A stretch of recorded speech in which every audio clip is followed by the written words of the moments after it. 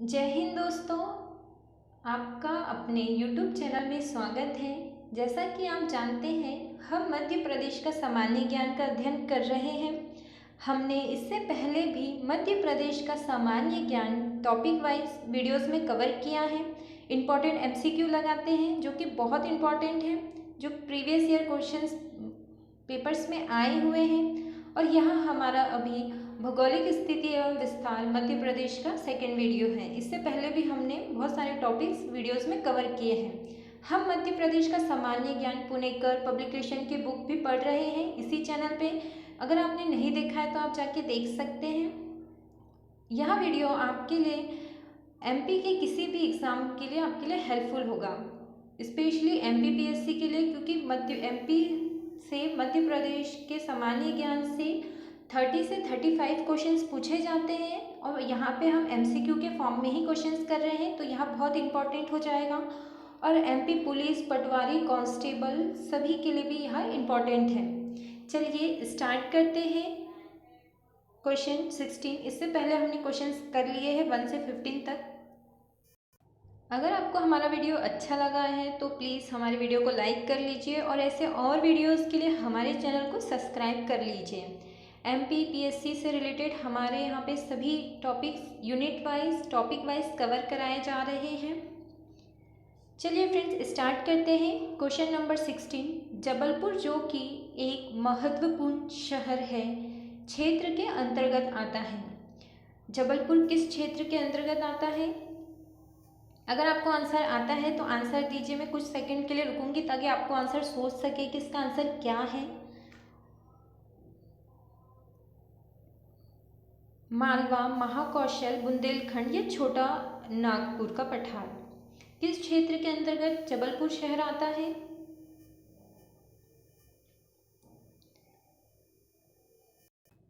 तो यहाँ महाकौशल क्षेत्र के अंतर्गत आता है। यहाँ पे ऑप्शंस ऊपर नीचे हो गए हैं, पर हमें तो आंसर से ही मतलब है कि जबलपुर क्षेत्र जो है वह महाकौशल क्षेत्र के अंतर्गत आता है। जबलपुर जो कि एक महत्वपूर्ण शहर है, महाकौशल क्षेत्र के अंतर्गत आता है। महाकौशल क्षेत्र का केंद्र बिंदु कहलाता है जबलपुर, जिसके पूर्व में नर्मदा नदी बहती है। और जबलपुर को ही मार्बल सिटी भी कहा जाता है। क्वेश्चन नंबर 17, जिन जिलों से कर्क रेखा नहीं गुजरती है। हमने इससे पहले वीडियो में किया था, मैंने पढ़ाया था कि किन किन जिलों से कर्क रेखा गुजरती है, और कर्क रेखा से संबंधित मैंने भारत का और मध्य प्रदेश से रिलेटेड क्वेश्चन करवा दिए थे। अगर आपने वीडियो नहीं देखा है तो आप जाके देख लीजिए। तो यह इंदौर और बालाघाट से नहीं गुजरती, क्योंकि रतलाम और उज्जैन से गुजरती है, राजगढ़ से गुजरती है, भोपाल, जबलपुर से गुजरती है, पर बालाघाट और इंदौर से कर्क रेखा जो है नहीं गुजरती है। इंदौर और बालाघाट से कर्क रेखा नहीं गुजरती है। कर्क रेखा मध्य प्रदेश को 2 बराबर भागों में विभाजित करती है। यह मध्य प्रदेश के 14 जिलों से गुजरती है। तो देख लीजिए किससे नहीं गुजरती। हमने जाना तो किन किन से गुजरती है ये याद रहेगा, तो किसी से गुजरे ना गुजरे फिर फर्क नहीं पड़ता, हमें जिससे गुजरती है वो याद रखना है। इम्पॉर्टेंट ये है। तो रतलाम, उज्जैन, आगरमालवा, राजगढ़, सीहोर, भोपाल, विदिशा, रायसेन, सागर, दमोह, कटनी, जबलपुर, उमरिया, शहडोल से कर्क रेखा गुजरती है। क्वेश्चन नंबर 18, मध्य प्रदेश के पूर्व में स्थित 2 राज्य हैं। कौन से 2 राज्य पूर्व में स्थित है? राजस्थान है या उत्तर प्रदेश, आंध्र प्रदेश या महाराष्ट्र? हमने इससे पहले वाले वीडियो में किया था कि आंध्र प्रदेश और महाराष्ट्र जो है दक्षिण में आते हैं, तो यहाँ तो ऑप्शन होगा नहीं। गुजरात जो है पश्चिम में आता है, तो यहाँ भी ऑप्शन नहीं होगा। तो वह कौन से राज्य हैं जो कि पूर्व में है? और छत्तीसगढ़ और झारखंड जो है यहाँ पूर्व में आते हैं, यहाँ पूर्व में आते हैं छत्तीसगढ़ और झारखंड, और उत्तर प्रदेश जो है वह उत्तर में आता है। तो यहाँ ऐसे आप एनिमेशन मेथड यूज़ करके ऑप्शंस का आंसर लगा सकते हैं। आपको हर एग्ज़ाम में, हर क्वेश्चंस में यूज़फुल होगा कि एनिमेशन मेथड से आंसर नहीं पता हो तो जो ऑप्शन नहीं है उससे हटा दो तो आंसर अपने आप निकल जाता है। मध्य प्रदेश के पूर्व में छत्तीसगढ़ और झारखंड, पूर्व में छत्तीसगढ़ और झारखंड राज्य है। मध्य प्रदेश राज्य की सीमा 5 राज्यों को छूती है, जिसमें उत्तर में उत्तर प्रदेश, पूर्व में छत्तीसगढ़, राजस्थान पश्चिम में और गुजरात भी पश्चिम में आता है और महाराष्ट्र दक्षिण में आता है। मध्य प्रदेश दक्षिण में महाराष्ट्र व आंध्र प्रदेश, उत्तर में उत्तर प्रदेश, पश्चिम में गुजरात और राजस्थान आते हैं। और मध्य प्रदेश की सर्वाधिक सीमा जो है वह राजस्थान से मिलती है और सर्वाधिक कम सीमा जो है वह गुजरात से लगती है। तो सर्वाधिक सीमा किससे लगती है तो वह राजस्थान से लगती है और सबसे कम सीमा जो है मध्य प्रदेश की वह गुजरात से लगती है।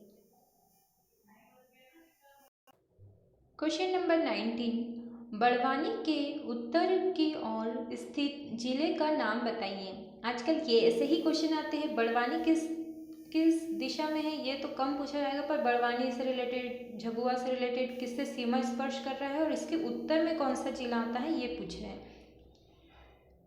तो अगर आपको आंसर आता है तो आप आंसर दीजिए, कमेंट बॉक्स में इसका आंसर दीजिए।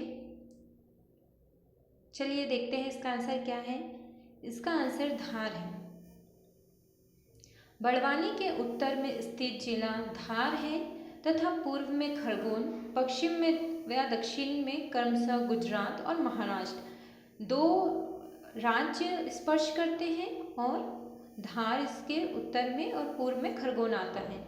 बड़वानी इसलिए यहाँ इम्पॉर्टेंट हो जाता है कि इसमें 2 राज्यों की सीमा को यहाँ स्पर्श करता है बड़वानी। क्वेश्चन नंबर 20, कौन सा राज्य मध्य प्रदेश से अलग होकर बना। तो गुजरात, छत्तीसगढ़, उत्तराखंड या बिहार, कौन सा राज्य बना है।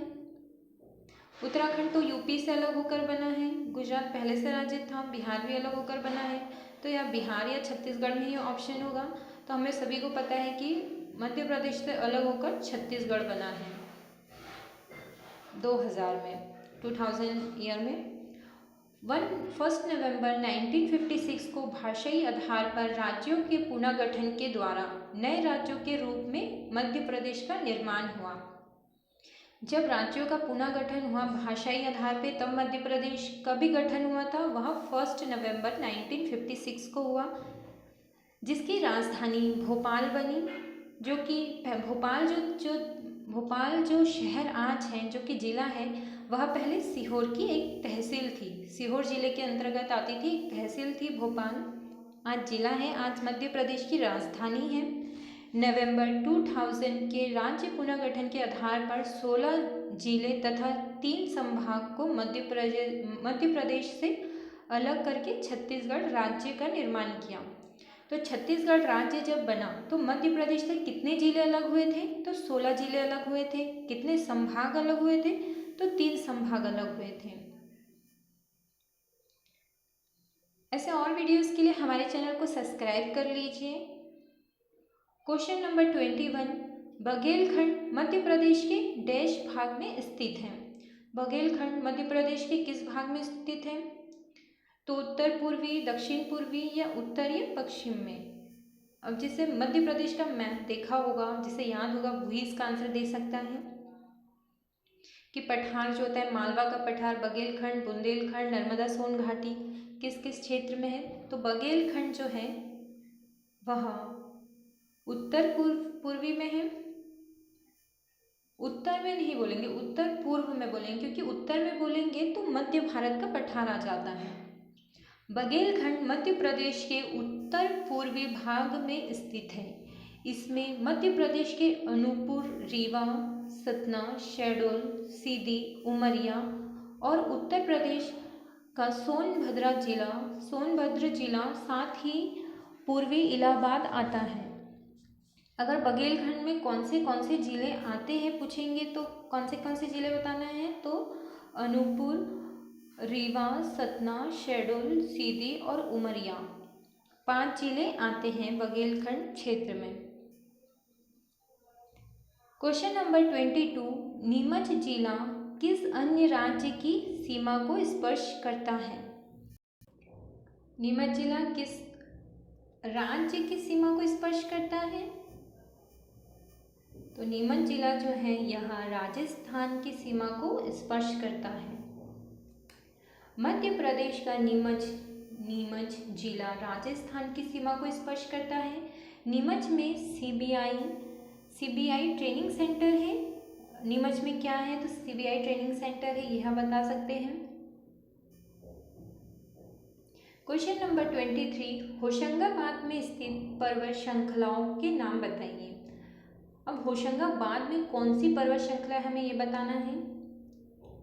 तो विंध्य पर्वत श्रृंखला है, अरावली है, सतपुड़ा है या मैकाल है? कौन सी पर्वत श्रृंखला है?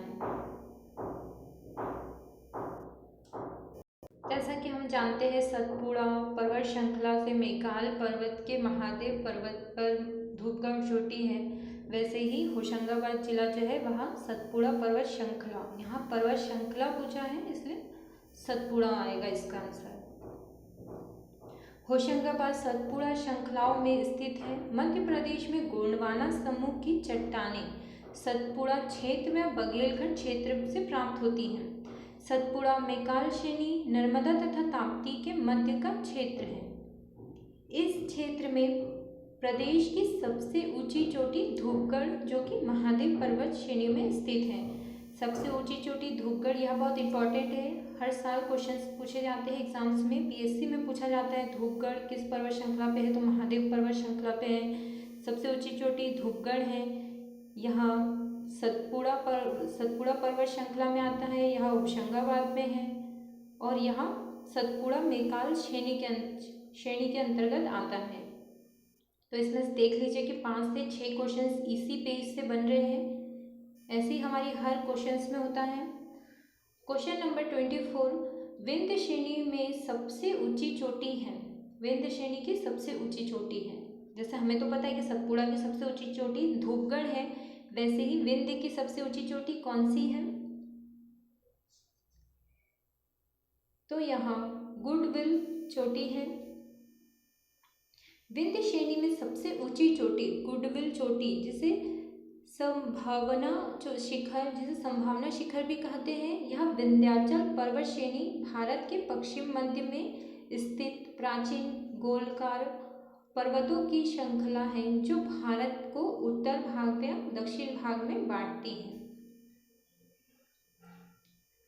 विंध्य और बेतवा नदी सिंध और बेतवा नदियों के बीच स्थित है। सिंध और बेतवा नदियों के बीच में क्या स्थित है, कौन सा जिला स्थित है? तो यह अशोकनगर स्थित है। अशोकनगर जिला सिंध और बेतवा नदियों के बीच मध्य प्रदेश के उत्तर भाग पर स्थित है। बेतवा नदी जिलों के पूर्व भाग में बहती है, जबकि सिंध नदी जिलों के पश्चिम भाग में से बहती है। पूर्व से बेतवा और पश्चिम से सिंध नदी बहती है, किसके? अशोकनगर से, अशोकनगर जिले से।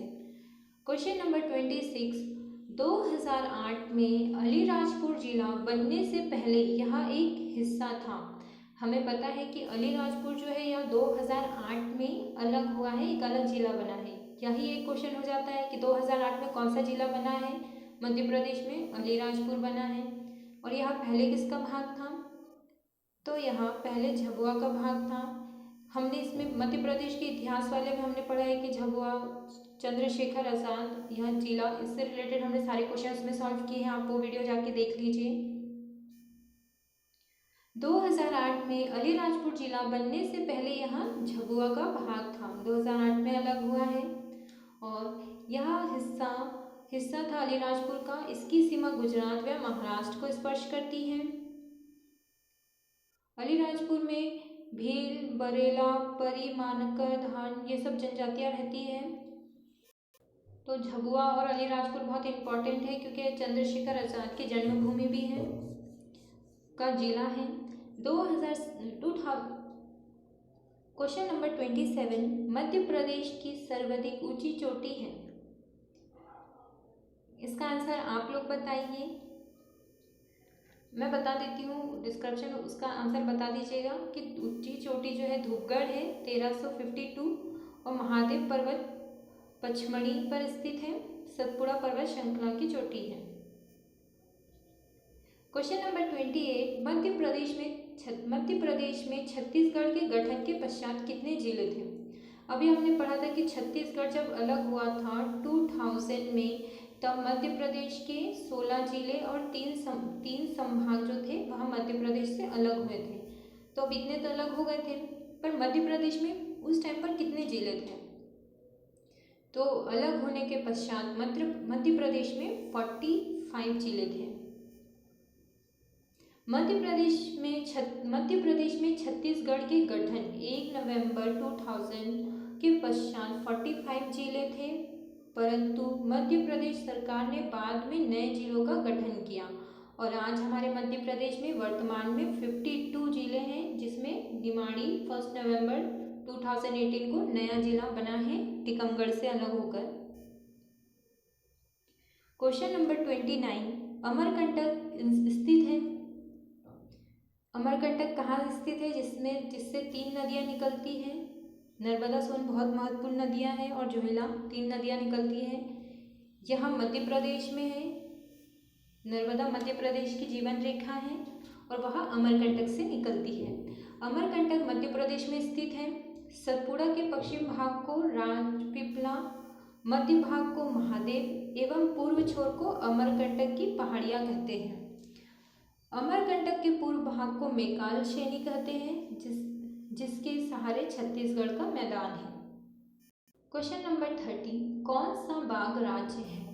बाघ राज्य मतलब इंग्लिश में बोलेंगे टाइगर स्टेट किसे कहा जाता है? तो यहाँ मध्य प्रदेश को कहा जाता है। वन प्राणियों के संदर्भ में मध्य प्रदेश एक संपन्न राज्य है। देश के विभिन्न क्षेत्रों में पाए जाने वाले वन प्राणियों को यहाँ देखा जा सकता है। यहाँ पर बाघों की संख्या, यहाँ एक इम्पॉर्टेंट क्वेश्चन है, करंट का भी है और यहाँ हमारे मध्य प्रदेश से रिलेटेड है। बहुत ज़्यादा इम्पॉर्टेंट है कि मध्य प्रदेश में कितने बाघ हैं या सर्वाधिक कितने बाघ हैं, भारत में सबसे अधिक बाघ कहाँ पाए जाते हैं?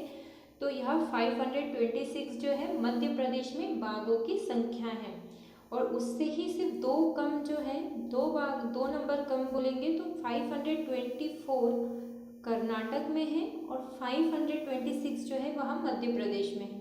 इसीलिए मध्य प्रदेश को टाइगर स्टेट, बाघ राज्य भी कहा जाता है।